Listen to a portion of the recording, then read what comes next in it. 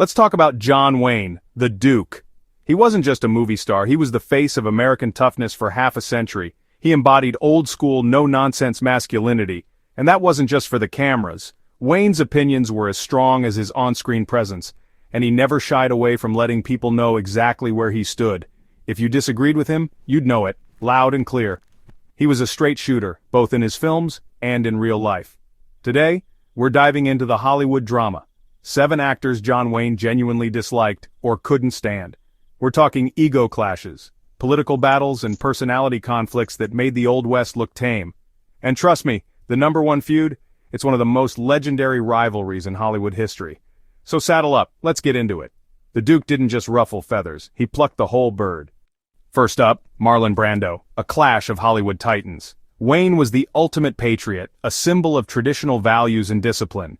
Brando was the rebel, the method actor who challenged every norm Wayne held dear. To Wayne, Brando's style was self-indulgent and disrespectful to the craft and the country. Brando in turn saw Wayne as a flag-waving caricature stuck in the past. Their political differences were a canyon, Wayne a staunch conservative, Brando a passionate liberal activist. The feud exploded at the 1973 Oscars, when Brando sent Sachin Littlefeather to refuse his award in protest.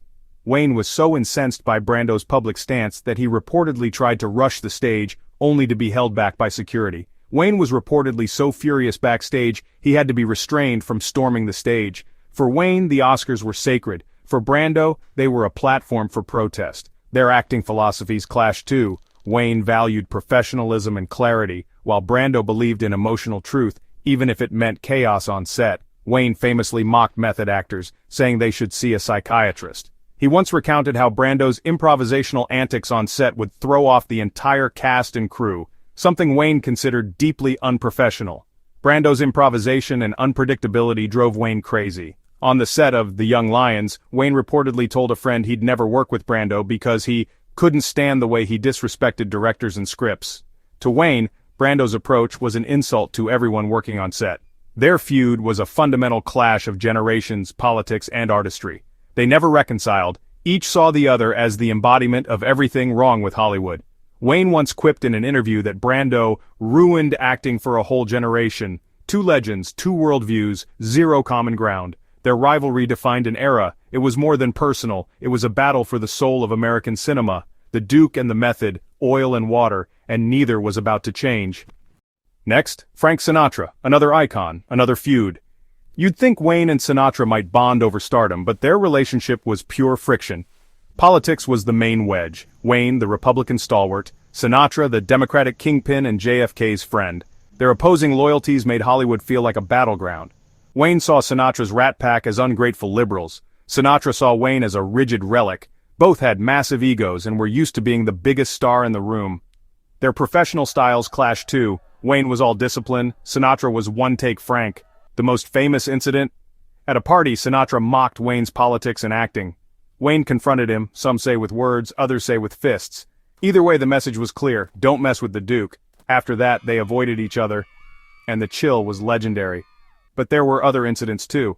On the set of The Alamo, Wayne was furious when Sinatra reportedly tried to use his political connections to get a friend cast in the film. Wayne refused, and the tension only grew.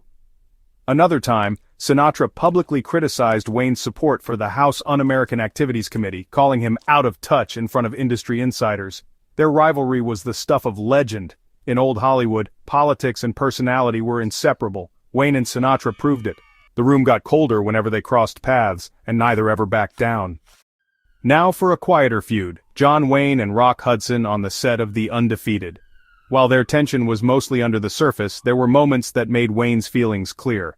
On screen, they were both icons of masculinity, but off-screen, there was a chilly distance. Wayne was the rugged conservative cowboy. What you saw was what you got.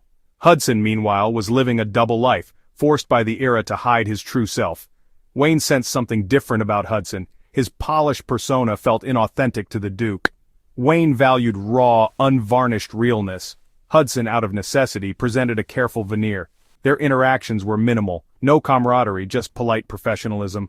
When the cameras stopped, they went their separate ways. Wayne played cards with his old friends. Hudson kept to his own circle. The tension wasn't about a single argument, it was about two worlds colliding. Wayne represented the old guard, Hudson, the complicated future. But there were specific moments that deepened the rift. During filming, Wayne reportedly bristled at Hudson's meticulous approach to his appearance. He once complained to crew members that Hudson spent more time in makeup than the leading lady. On another occasion, Wayne was overheard mocking Hudson's Hollywood manners, saying he preferred men who didn't put on airs. No fireworks, just a cold, unbridgeable gap. The Duke couldn't relate to Hudson's hidden complexity, and he made little effort to hide his skepticism.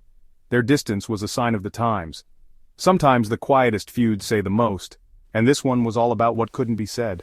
If Wayne disliked Brando's method, he outright rejected Gene Hackman's approach. This wasn't about politics, it was about what acting should be. A young Hackman, eager and introspective, caught Wayne's eye on set. During the filming of The Cowboys, Wayne reportedly grew frustrated when Hackman insisted on multiple takes, searching for the perfect emotional nuance. On another occasion, Hackman questioned a line in the script, wanting to discuss his character's motivation. Wayne, who valued efficiency and directness, saw this as unnecessary overthinking. For Hackman, it was crushing, his idol telling him he was all wrong. Wayne believed acting was about doing, not thinking. Hackman, of course, went on to become a legend, proving his method worked, but Wayne's words stuck with him for years. This feud was about the old hero versus the new anti-hero. Wayne wanted stoic strength, Hackman brought psychological complexity. It was a generational clash. Wayne couldn't accept the new wave. The Duke saw Hackman's style as the end of an era, and he wanted no part of it. Clark Gable, the king of Hollywood, wasn't immune to Wayne's criticism. Wayne thought Gable was overrated, more movie star than real actor. He saw Gable's charm and polish as artificial, lacking authenticity. For Wayne, acting had to be grounded and real, no room for suave sophistication. Gable's romantic, refined masculinity clashed with Wayne's rugged frontier image. Wayne respected Gable's fame, but not his craft. He preferred actors like Spencer Tracy or Gary Cooper, men he saw as genuine. Gable's style was too smooth, too soft for Wayne's taste. There may have been a touch of rivalry. Wayne spent years in B-movies before reaching Gable's level, but ultimately, Wayne just didn't buy the hype. He made his opinion known in interviews and private conversations. For Wayne, being a movie star wasn't enough. You had to be real. Gable never fit the Duke's definition of authenticity, and that was that. One incident that fueled Wayne's disdain was a heated argument at a Hollywood party where Gable dismissed Wayne's westerns as lowbrow. Another time, Gable reportedly refused to work with Wayne on a project, citing artistic differences. These incidents only deepened Wayne's belief that Gable was all style and no substance. The feud with Kirk Douglas was all about politics, specifically the Hollywood blacklist, but it was also fueled by personal clashes and public confrontations. Wayne was a vocal supporter of rooting out communism in Hollywood. Douglas, starring in and producing Spartacus, took a stand by crediting blacklisted writer Dalton Trumbo. Wayne saw this as a betrayal. He called Douglas a traitor and tried to rally Hollywood against him. Douglas stood firm, and Spartacus became a hit, helping end the blacklist. President-elect Kennedy even crossed a picket line to see it. For Wayne, it was a bitter defeat. His vision of Hollywood was being overturned. The rift between Wayne and Douglas never healed. Their animosity was obvious on the set of The War Wagon, where Wayne reportedly bristled at Douglas's improvisational style and outspoken opinions. Their feud was a turning point, fear versus courage, old guard versus new. Wayne once told friends that Douglas was too cocky for his own good, and resented how Douglas would challenge his authority in front of the crew. Wayne fought for the past. Douglas helped usher in change. In interviews, Douglas would later recall how Wayne confronted him at parties, accusing him of undermining American values. They remained ideological opponents for life. The Spartacus incident was more than a feud, it was a battle for Hollywood's soul. Wayne lost this round, but he never forgave Douglas. He would often bring up Douglas's betrayal in interviews, and even years later refused to work with him again. Their clash marked the end of an era. It was a defining moment in film history, and the Duke never forgot it. Gene Kelly, the dancing legend, was everything Wayne disliked about Hollywood. Wayne hated musicals, seeing them as frivolous and unmanly. Kelly's athletic, expressive style was the polar opposite of Wayne's stoic heroism. There's a story from the early 1950s. Wayne was invited to a Hollywood party where Kelly performed an impromptu dance number. Wayne reportedly rolled his eyes and muttered, "That's not acting, that's prancing." He once said he couldn't take any actor who danced for a living seriously as a man. At another industry event, Wayne was overheard telling a director that he'd walk out of any picture that had a man tap dancing in it. They worked in different worlds, MGM's musicals versus Republic's westerns. Wayne's opinion was well known. He once told a reporter, "If I ever have to sing and dance, just shoot me." Liking Gene Kelly was simply not part of the Duke's brand. Their rivalry highlighted Hollywood's diversity, cowboy versus dancer, grit versus grace. For Wayne, there was only one way to be a leading man. Kelly existed outside that vision. The Duke just shook his head in disbelief, and the divide was absolute. So there you have it, John Wayne, a legend with strong likes and even stronger dislikes.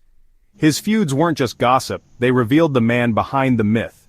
Some were political, like with Kirk Douglas and Marlon Brando. Others were about style, like Gene Hackman and Clark Gable. And some, like Gene Kelly, were pure culture clash.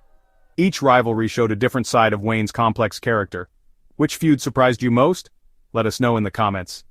If you enjoyed this look behind the scenes, hit like, share, and subscribe for more Hollywood stories.